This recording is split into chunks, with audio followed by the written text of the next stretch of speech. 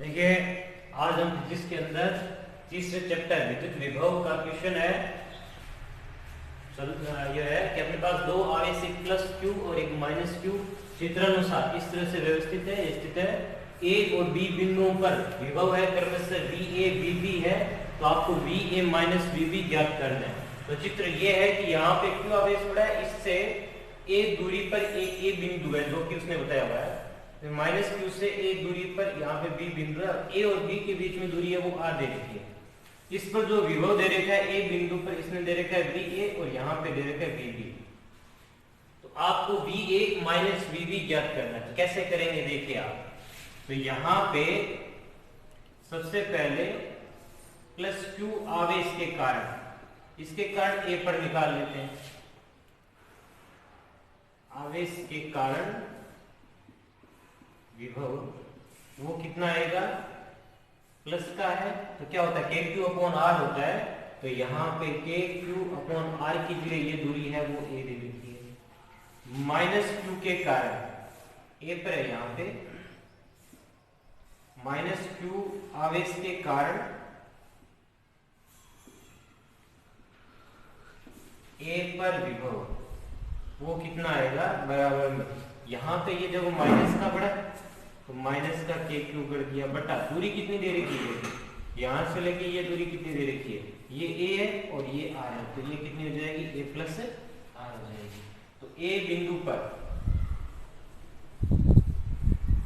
विभव आएगा आपके पास कितना, वी ए इक्वल्स टू दोनों का योग होगा, वो दे रखा आपको के क्यू अपॉन में ए, और ये माइनस का है तो ये माइनस का के क्यू अपॉन में ए प्लस आर। तो यहाँ पे वी ए ज्ञात करने के लिए देखा तो क्या कॉमन आया, के क्यू कॉमन आ गया, इससे 1/a बचा, माइनस का 1/a प्लस आर हो गया। दोनों के बीच में यहाँ पे एलसीएम आया, वो आया ए प्लस आर, तो ये कट जाएगा ए से ए, ये ए प्लस आर ऊपर चला जाएगा, माइनस का यहाँ पे ए बच जाएगा, ये कट गया, सिंपल कहानी। तो यहाँ पे के क्यू और ये हो जाएगा आर अपॉन में ए प्लस आर, ठीक है, ये भी ए की वैल्यू आ गई। ये समीकरण नंबर अपन ने एक दे दी। इसी टाइप से क्या करेंगे, प्लस क्यू के कारण बी पर विभव ज्ञात करेंगे। तो प्लस क्यू कौन सा है, इसके कारण बी पर, तो बी पर ज्ञात करने के लिए ये दूरी चाहिए। अब ये दूरी कितनी है, ये आर, ये ए प्लस आर हो जाएगी। तो यहाँ पे लिखूंगा बराबर के अंदर प्लस क्यू के कारण है, तो के क्यू अपॉन प्लस है आर की जगह, मतलब दूरी की जगह कितना हो जाएगा, ए प्लस आर हो जाएगा, सिंपल कहानी। अब माइनस क्यू के कारण देखते हैं, बी पर विभव, अब माइनस क्यू ये बी ये रहा, इन दोनों के बीच की दूरी कितनी दे रखी है आपको, ए दे रखी है, तो यहाँ पे हो जाएगा माइनस का के क्यू अपॉन ये दूरी है ए। अब आएगा बी पर कुल विभव कितना आया, अब कुल विभव क्या हो जाएगा, जुड़ जाएगा।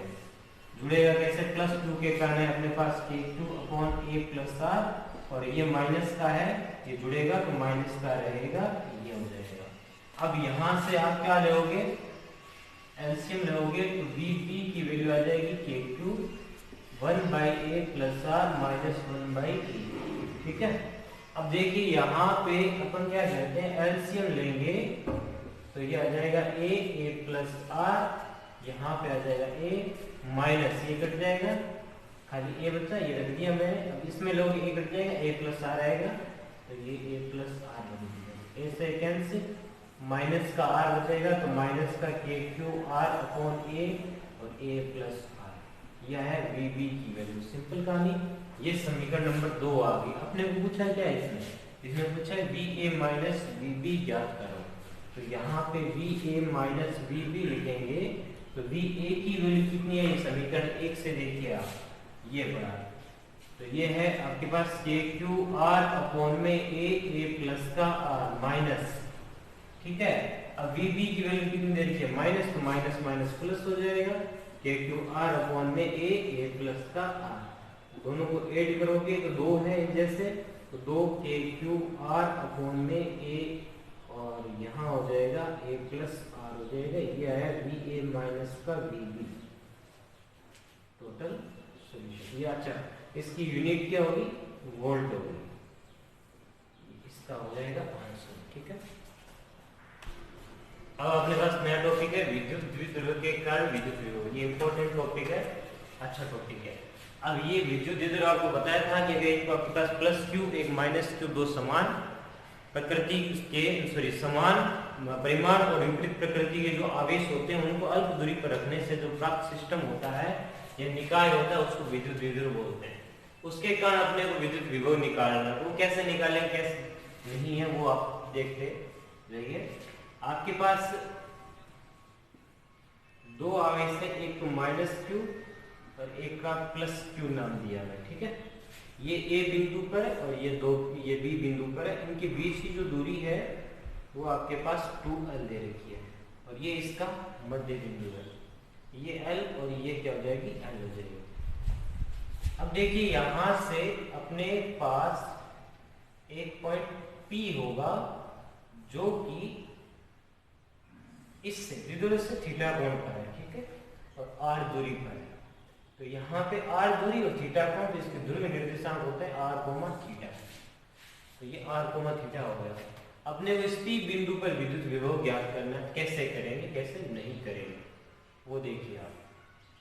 ठीक है, मान लीजिए मैंने ये वाली दूरी है इस B से ये ले ली r1।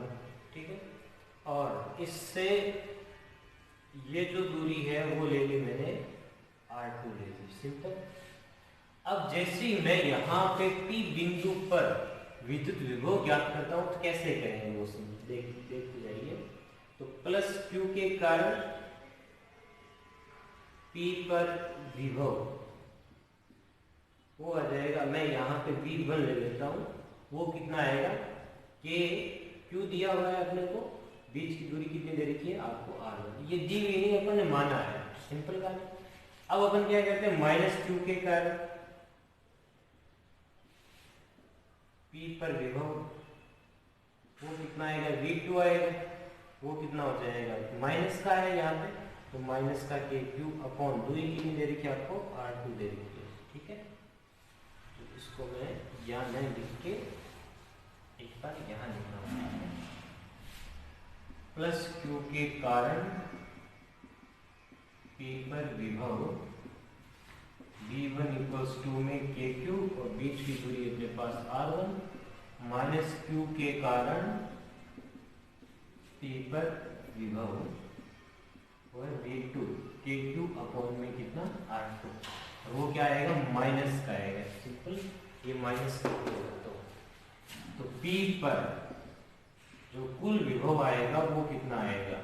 V equals to V1 plus V2 आएगा, दोनों का जुड़ जाएगा।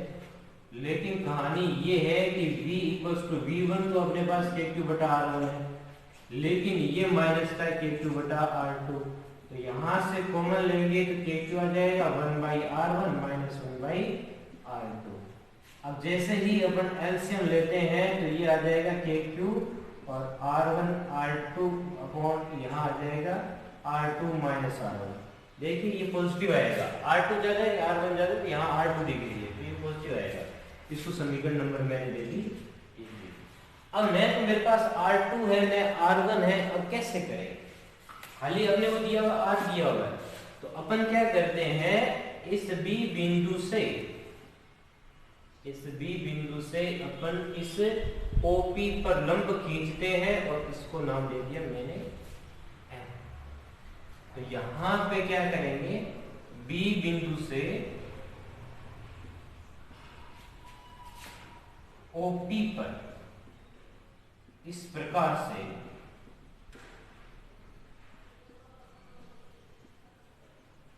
लंब BM खींचा। इस प्रकार से खींचते हैं कि ये वाली ये जो चीज यहां से लगे ऐसे, देखिए यहां से अगर चाप काटते हैं लगभग यहां मिलता है, इस तरह से खींचते हैं। इस प्रकार खींचा कि ये जो दूरी R1 वो किसके बराबर हो जाए? PM के बराबर हो जाए। तो R1 इक्वल्स टू किसके बराबर हो जाए? PM के बराबर हो जाए। अब यहाँ पे मेरे को चाहिए PM की वैल्यू चाहिए, तो अब PM की वैल्यू क्या दे रखी है? मेरे को तो OP दे रखी है। और पी एम की कैसे निकालूंगा, तो ध्यान से देखना, P M equals to R1 कर दिया, पी एम को मैं ऐसे लिख सकते हैं क्या पर O P minus O M, तो यहां लिख दिया O P minus O M. देखिए ओ पी टोटल है, इसमें से इतना घटा दिया तो आपके पास पी एम हो जाएगा। तो R1 इक्वल्स टू OP की वैल्यू कितनी देनी क्या आपको, R दिया हुआ है, तो यहाँ पे R माइनस OM। अब कहानी है कि OM कैसे निकालेंगे, OM निकालेंगे मतलब ये देखिए आप इस त्रिभुज को अंदर देंगे, थीटा के सामने वाला लंब होता है, 90 के सामने वाला कर्ण होता है, बच गया आधार।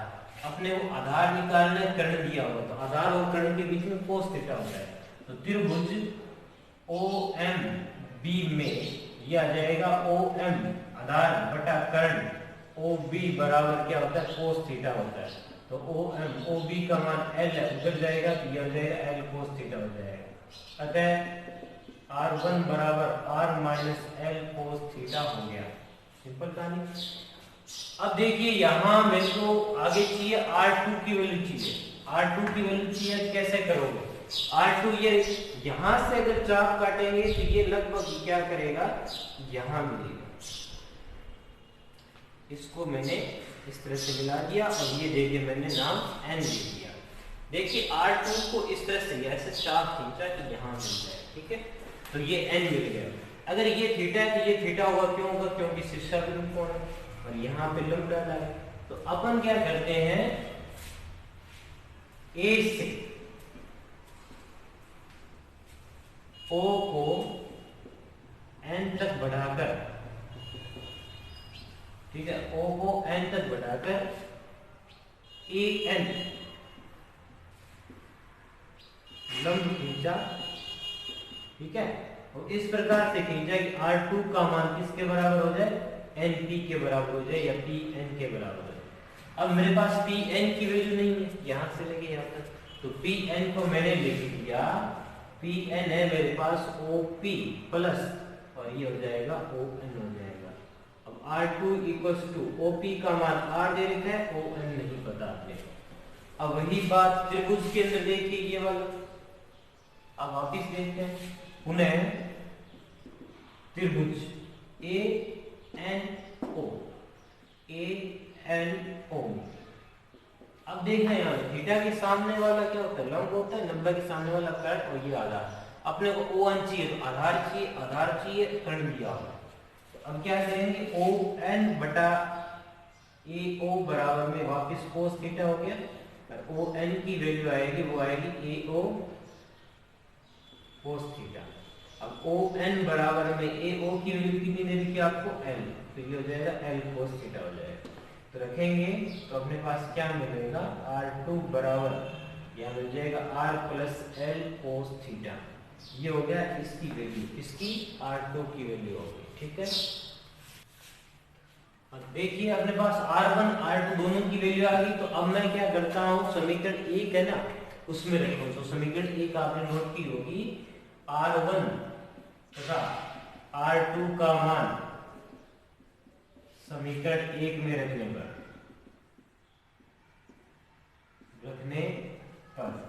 अब क्या था, V इक्वल्स टू में KQ, ये था R2 माइनस R1 बटा R1 R2 ये थी, तो V equals to KQ, R2 का मान देखिए कितना है, R plus L cos theta, minus R1 का मान कितना है, R minus L cos theta, और बटा के अंदर दोनों गुणा है तो R plus L cos theta, और ये हो जाएगा R minus L cos theta. Simple. तो यहाँ से देखो माइनस अंदर जाएगा, ये कट जाएगा, प्लस का L, minus minus plus L cos theta, तो V इक्वल्स टू मिलेगा KQ, और ये मिल जाएगा 2L cos theta upon A minus A plus B, A minus B, तो R square minus L square cos square theta, ठीक है। अगर आपके पास यदि R का मान बहुत ज्यादा है किससे, L से, तो ये हट जाएगा, तो गुणा भाग में नहीं हटता, खाली प्लस माइनस में हटता है, तो KQ ये हो जाएगा 2L कोस थीटा और बटा में हो जाएगा R स्क्वायर हो जाएगा, ठीक है। अब क्या करते हैं, V इक्वल्स टू में KQ K, और इसको लिख दिया मैंने Q इंटू 2L और यहाँ लिख दिया cos थीटा और अपोन में कितना लिख दिया r स्क्वायर कर दिया। ठीक है, देखिए Q इंटू 2L क्या होता है, क्योंकि विद्युत द्विध्रुव आघूर्ण होता है, विद्युत द्विध्रुव आघूर्ण P बराबर Q इंटू 2L होता है। अतः V इसका P रख दिया, V बराबर में KP cos थीटा, भाई यहाँ पे इसका मान P हो गया इसलिए cos थीटा पड़ा है, अपोन में कितना हो गया r स्क्वायर। ये विद्युत विभव मिला, तो इससे क्या पता चला V किसके समानुपाती है, P के है। ठीक है, मतलब यहाँ पे क्या दे रखा आपको P यहाँ पे द्विध्रुव आघूर्ण है, तथा जो V है वो किसके समानुपाती है 1/r स्क्वायर के है। इस तरह से मिलेगा। अब देखिए यहाँ पे केस 2 बनते हैं। केस नंबर फर्स्ट ये करता हूँ कि यदि थीटा का मान 0 डिग्री हो जाए, अब 0 डिग्री का मतलब क्या हो जाए, ये यहाँ रहेगी, इस दिशा में रहेगी, ये दिशा होती है x की स्थिति, इसका मतलब क्या हो गया एक्सीय स्थिति में, x की स्थिति में होगा थीटा का मान 0, तो यहाँ पे v का मान कितना मिलेगा, ये cos 0 1 होता है, तो ये मिल जाएगा kp बटा में r स्क्वायर मिल जाएगा। और केस नंबर 2 है, ये है यदि थीटा का मान कितना हो जाए 90 डिग्री हो जाए, 90 डिग्री का मतलब एकदम जस्ट ऐसे हो जाए, ऊपर हो जाए, तो इसको बोलते हैं निरक्षीय स्थिति। निरक्षीय स्थिति में अब जैसे निरक्षीय स्थिति में करेंगे तो cos 90 का मान 0 होता है, तो v का मान भी कितना हो जाएगा 0 हो जाएगा। इस तरह से अपने को विद्युत विभव प्राप्त होता है, इसके कारण विद्युत द्विध्रुव के कारण। ठीक है, देखिए अपने पास जो विद्युत द्विध्रुव के कारण विद्युत विभव आया था, वो आया था v = में kp बटा में r स्क्वायर, और यहाँ पे कितना आया था cos थीटा आया था। ठीक है, अगर मैं इसको लूंगा तो p तो क्या होता है सदिश वेग होता है, और यहाँ पे k कांस्टेंट होता है, तो इसको लिखूंगा p cos थीटा होता है ना यहाँ पे, तो cos थीटा में क्या होता है हमेशा अदिश गुणनफल होता है, तो p वेक्टर डॉट r के बटा के अंदर क्या हो जाएगा r स्क्वायर हो जाएगा। तो ये इस तरह से आप इसको लिख सकते हो। r के क्यों, क्योंकि यहाँ पे क्या है एकांक सदिश लिया जाता है, तो डॉट लगा दिया तो हमेशा क्या मिलेगा cos थीटा मिल जाएगा। तो यहाँ अगर इस तरह से देखें, इसमें कुछ जो बातें निकल के आई, तो जो अपने पास निरक्षीय स्थिति पर था वो कितना आया था, 0 आया था, 90 डिग्री पर 0 आया था। तो एक बात ये आती है कि निरक्षीय स्थिति पर विद्युत द्विध्रुव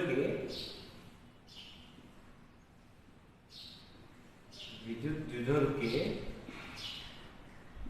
निरक्षीय स्थिति पर विद्युत विभव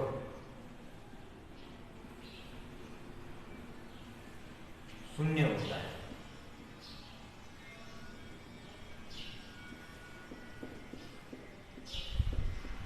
किंतु विद्युत क्षेत्र शून्य होता है क्या, नहीं, किंतु विद्युत क्षेत्र शून्य नहीं होता। तो आपके पास ऐसा भी हो सकता है, ऐसा कौन सा याद है, कोई सा भी ऐसे बताइए कि विद्युत क्षेत्र तो क्या हो जाए शून्य, ये विद्युत विभव शून्य हो जाए लेकिन विद्युत क्षेत्र शून्य नहीं हो, तो आप इसका भी एग्जांपल दे सकते हो। दूसरा ये है कि ये जो दूरी होती है ना, इसका क्या है व्युत्क्रमानुपाती है। दूसरा है कि विद्युत विभव दूरी r के वर्ग के व्युत्क्रमानुपाती होती है।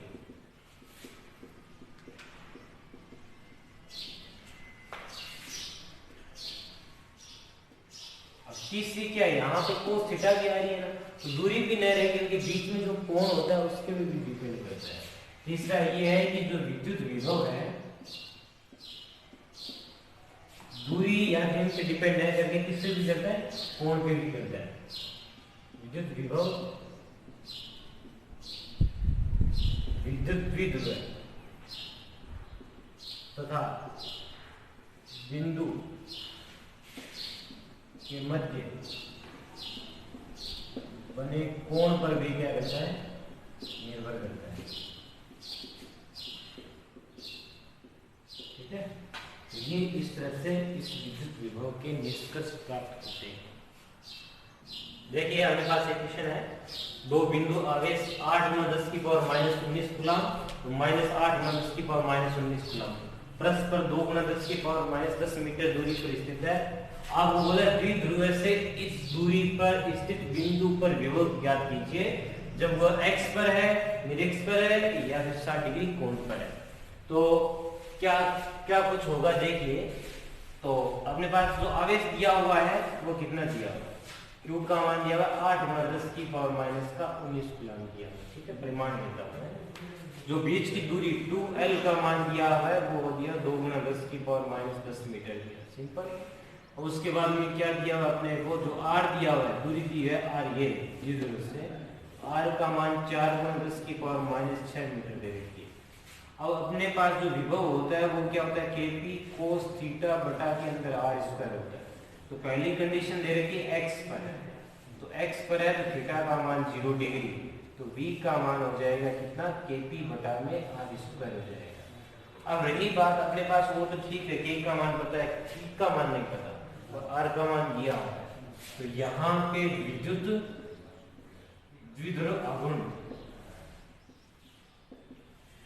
ये है द्विध्रुव आघूर्ण, वो कितना दे रखा है, P बराबर होता है Q × 2L होता है। तो P बराबर Q का मान कितना, 8, तो यहाँ पे 8 × 10⁻19 और 2L की दूरी कितनी दे रखी है, 10, तो 2 × 10⁻10, तो ये हो जाएगा 16 × 10⁻29 और इसका मात्रक क्या होता है, कूलम मीटर होता है, ठीक है। अब P का मान आ गया तो अपन क्या करते हैं, जैसे रखते हैं तो यहाँ पे V का मान कितना आ जाएगा, K 9 × 10⁻9, P का मान जो कि आया हुआ है 16 × 10⁻29 अपॉन R का मान कितना दिया, 4 × 10⁻6 का क्या कर देना है, स्क्वायर कर देना है। तो 4 × 4 = 16, ये तो कट जाएगा, 6 × 2 = 12, ये कट जाएगा। तो यहाँ से कितना मिला, V बराबर, ये देखिए 10⁻9 है, ये 29 है, तो माइनस का कितना बचेगा, 9 निकाल लीजिए, 20 बचेगा, 20 में से माइनस का 12 कटेगा, तो ये बचेगा 9 × 10 की पावर माइनस का कितना बचेगा, 8 बचेगा। तो ये हो गया वोल्ट के अंदर।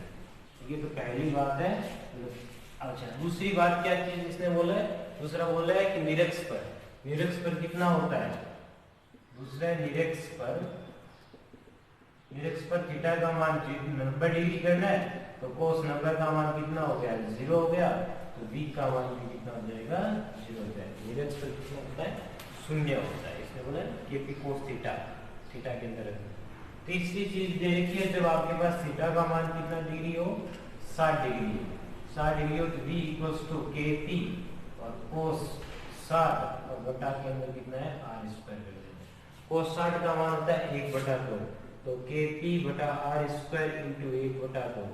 देखिए यहाँ पे 1/2 आया हुआ है ना, तो अब आपके पास Kp बटा R² का मान पड़ा है क्या, बार बार नहीं रख सकते हमें, तो Kp बटा R² का मान देखो अपन ने निकाला, तो ये आया हुआ Kp बटा R² का मान, तो ये आया हुआ है, तो मैंने 1/2 पीछे लगा दिया यहाँ पे, और ये कर दिया 9 × 10⁻8 कर दिया, तो ये 4.5 आ जाएगा 10⁻8, और इसका मात्रक क्या हो जाएगा, वोल्ट।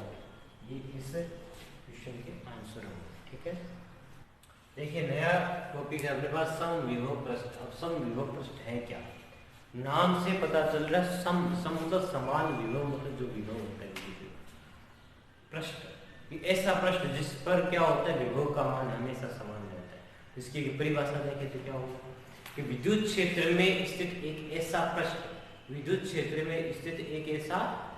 जिसके प्रत्येक बिंदु या समस्त बिंदुओं पर विभव का मान समान रहता है, उसे समविभव पृष्ठ कहते हैं। तो मैं ये लिख रहा हूं यहाँ से, विद्युत क्षेत्र में स्थित एक ऐसा पृष्ठ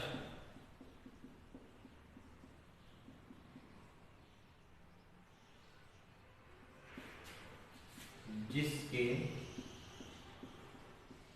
समस्त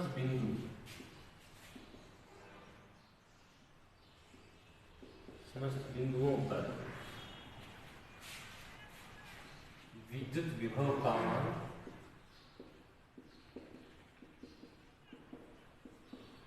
समान रहता है, उसे क्या कहते हैं?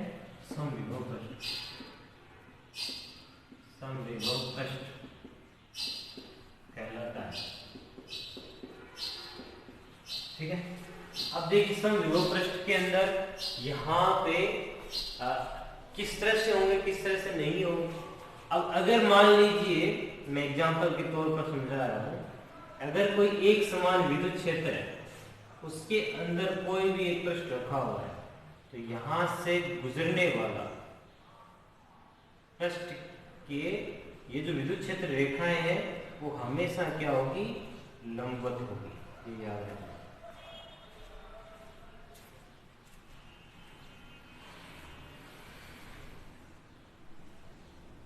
इस तरह से लंबवत होगी, तो ये हमेशा क्या करती है? 90 डिग्री का कोण बनाती है। तो ये तो हो गया, किसी भी एक समान विद्युत क्षेत्र में रखा गया कोई भी पृष्ठ है, उसमें से गुजरने वाली विद्युत क्षेत्र रेखाएं होगी, वो लंबवत होगी, सभी जगह क्या होगा? विभव का मान समान होगा। दूसरा एग्जांपल ये है कि आपके पास कोई भी, मान लीजिए दूसरा ये बिंदु आवेश के कारण, बिंदु आवेश के कारण।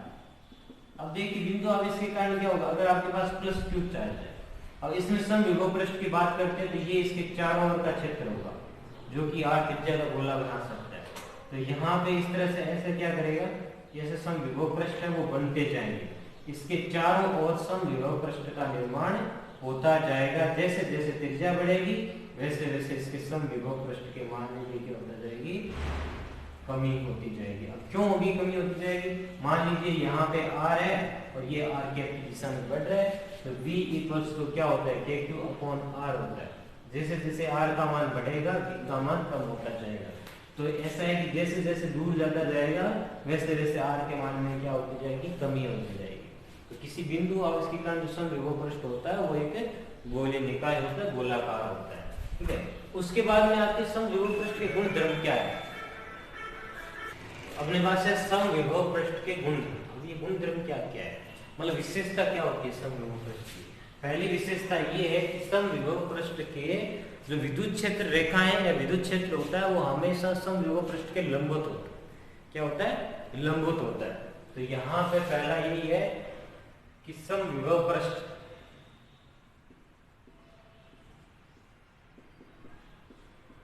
से गुजरने वाली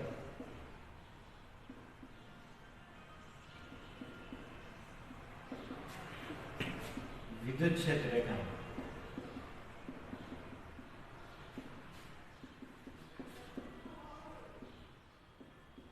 तल के लंबवत होती है।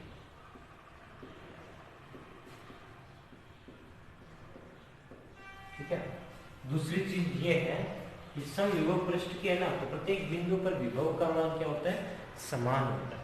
इसीलिए जो दो बिंदुओं के बीच जो विभवांतर होगा वो क्या होगा? शून्य होगा। तो यहाँ पे दूसरा ये हो गया समविभव पृष्ठ के पृष्ठ पर स्थित दो बिंदुओं के मध्य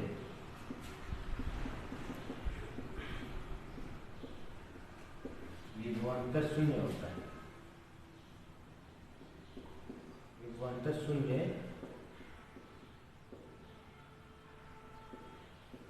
होता है। अब विभवांतर शून्य क्यों होता है? क्योंकि सब जगह एक जैसे होते हैं।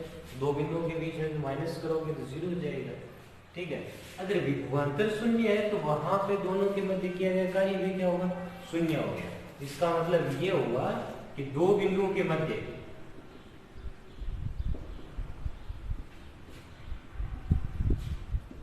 किया गया कार्य क्या होता है? शून्य होता है।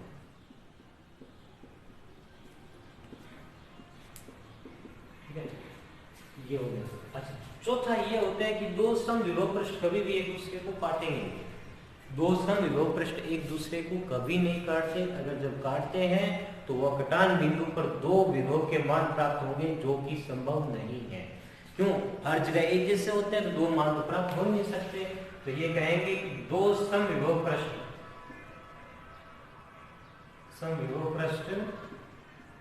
परस्पर प्रतिच्छेद नहीं करते,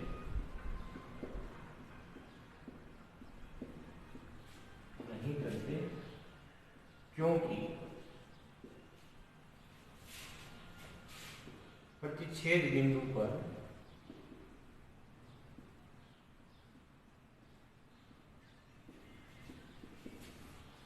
विभव के दो मान प्राप्त होते हैं,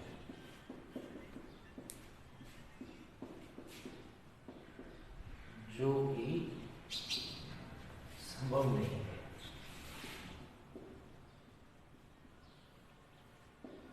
संभव नहीं है। पांचवा पॉइंट ये है कि कोई भी चालक है उसकी जो सतह होती है वो सदैव समविभव पृष्ठ होता है। ठीक है, कोई भी चालक है, चालक की जो सतह होती है वो हमेशा समविभव पृष्ठ होता है। ठीक है, तो चालक की सतह सदैव समविभव पृष्ठ होती है। मतलब ये है कि चालक का मतलब कोई भी अपन ने क्या कर दिया, एक चादर लगा दी, चादर लगा दी, या फिर कोई भी आपके पास एक प्लेट है, तो आप एक कोने पर लगाओ उतना ही वोल्टेज मिलेगा जितना आपके पास दूसरे कोने पर मिलेगा। इस प्रकार से जो कुल मिला के जो चालक होता है वो हमेशा समविभव पृष्ठ की तरह व्यवहार करता है। ठीक है।